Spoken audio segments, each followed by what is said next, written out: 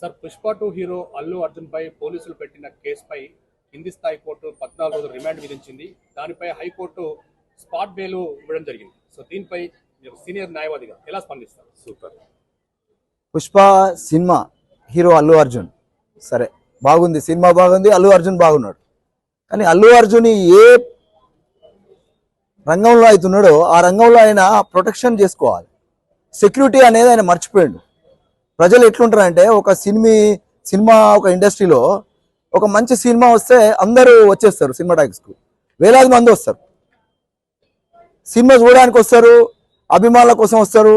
తర్వాత అభిమాన సంఘాలు ఉంటాయి, అనేక సంఘాలు ఉంటాయి. కానీ కట్టుదిట్టమైన భద్రత అనేది అక్కడ వైఫల్యం చెందింది. భద్రత లోపం వల్ల ఆ హీరో రాగానే ఆ హీరో వెంబడి అందరూ ఒకేసారి ఊపుమడిగా వెళ్ళిపోవడంలో తొక్కిసలాట్లో ఆమె చనిపోవడం జరిగింది. దానికి బాధ్యులు ఎవరు? ప్రధాన నిందితుడు, ప్రధాన వ్యక్తి అల్లు అర్జున్.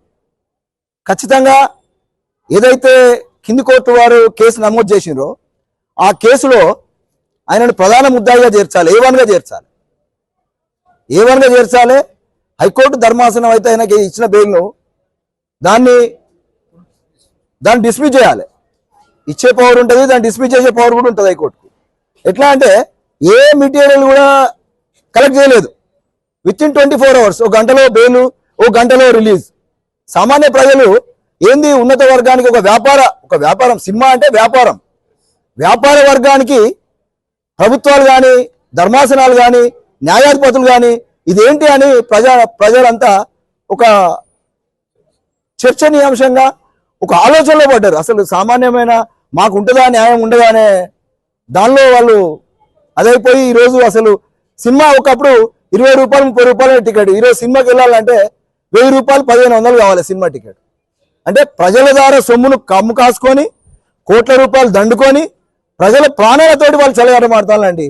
ఈ అల్లు అర్జున్ ఖచ్చితంగా ఆయనకి ఇచ్చిన బెయిల్ను వెంటనే రద్దు చేసి ఆయన ఖచ్చితంగా మళ్ళీ రిమాండ్ తీసుకొని ఖచ్చితంగా ఆయనకు ఏవన్గా చేర్చాలని ఒక సీనియర్ న్యాయవాదిగా నేను డిమాండ్ చేస్తున్నాను. ఇప్పుడు జైళ్లలో బెయిల్ రాక కామన్ మ్యాన్ చాలా మంది ఉన్నారు. మరి వాళ్ళ విషయంలో కూడా ఎప్పుడు వస్తా అని చెప్పి సంవత్సరాల తరబడి జైల్లో మగ్గుతూ ఉన్నారు.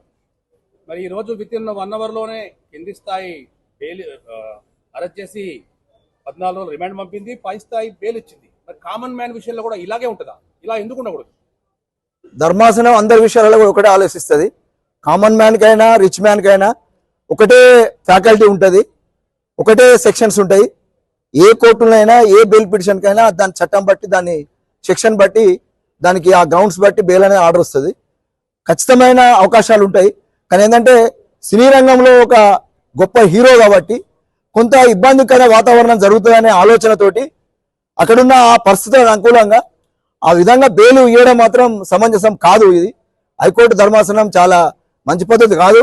ఇచ్చిన న్యాయధిపతిని ఆ బెయిల్ను డిస్మిస్ చేయాలని ఒక న్యాయవాదిగా నేను కోరుకుంటున్నాను. హీరో అల్లు అర్జున్ ని అభిమానించిన పాపానికి మహిళ రేవతి ప్రాణాలు కోల్పోయింది.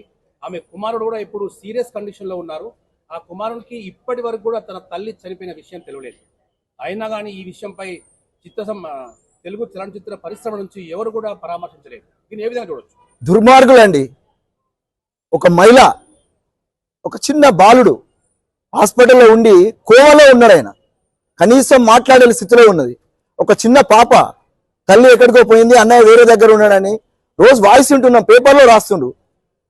ఇప్పుడు మనం ప్రజలమండి, మనుషులం. మనం కనీసం విచక్షణ జ్ఞానం లేకుండా ఈ సినీ పరిశ్రమ అంతా ఆయన ఇంటికి పోయి ఆయనకు జేజేలు పలకడం కంటే హాస్పిటల్ పోయి పరామర్శించి మా న్యాయవాది సీనియర్ గారు చెప్పిన విధంగా ఒక 1 కోటి రూపాయలు నష్టపరిహారం వెంటనే ఆ కుటుంబానికి ఇచ్చి ఆ కుటుంబాన్ని అన్ని విధాలా వాదుకోవాలి. ఎందుకంటే సినీ పరిశ్రమ మీద ఆధారపడ్డ కుటుంబాలు కానీ, ఈ సినీ పరిశ్రమ ఈ విధంగా తయారు చేసిన ప్రజలు కానీ, అభిమానులు కానీ, అభిమాన సంఘాలు కానీ వాళ్ళందరూ ఖచ్చితంగా వ్యతిరేకిస్తారు.